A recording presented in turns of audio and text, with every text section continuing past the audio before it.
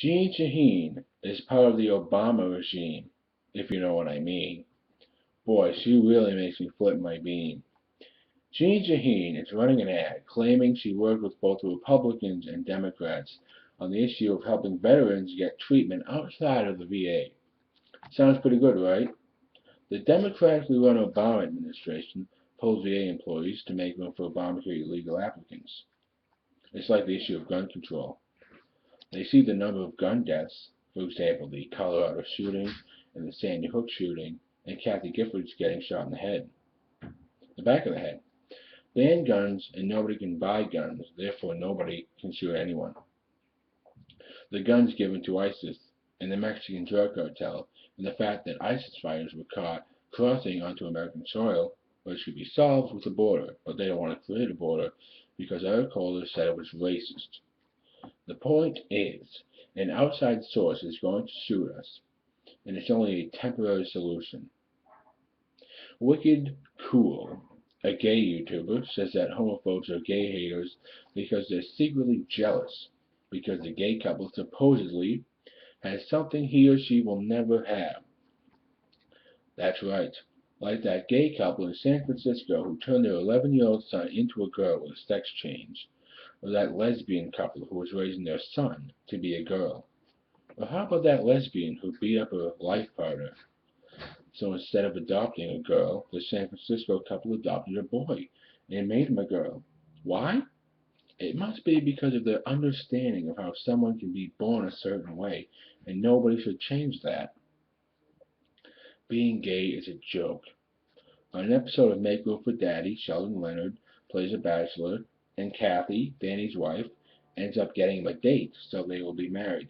Then shortly after, Sheldon tries to convince Kathy he's not the marrying type. So a few minutes later, they're all ready for the date when Rusty Williams, played by the unbelievably, amazingly, supremely talented Rusty Hammer, calls about staying over his friend's house. Sheldon pretends he's talking to a girl named Iyas. Kathy's friend comes along. He gets a good look at her, and he wants to go on a date.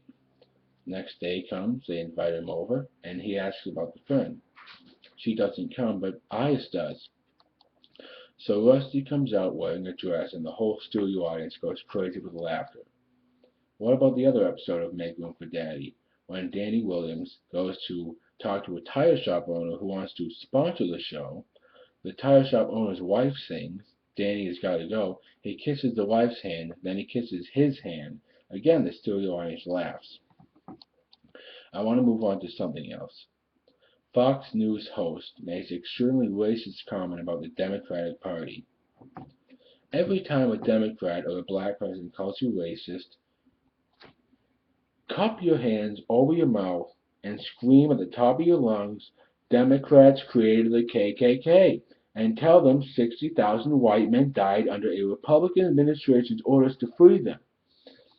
And by the way, the Fox News anchor's racist comment, Democrats have a plantation mentality, which was explained with, quote, it still keeps them stuck.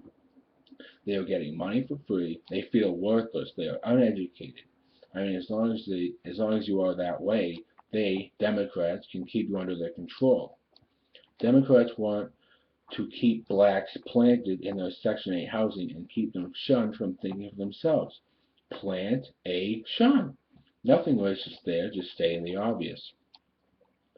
Another thing about Ebola, unless we keep every non-American citizen we think has the Ebola virus, we are doomed.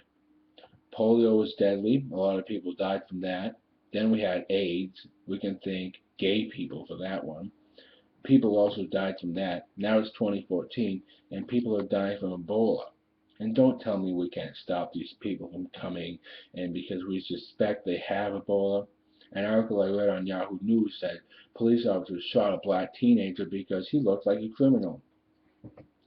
Liberal, left-wing, lesbian, feminist Democrats put out an ad for Charlie Baker, saying he has a 94% approval rating from the state NRA, and he refuses to ban assault rifles, and he wants to decrease funds from public schools.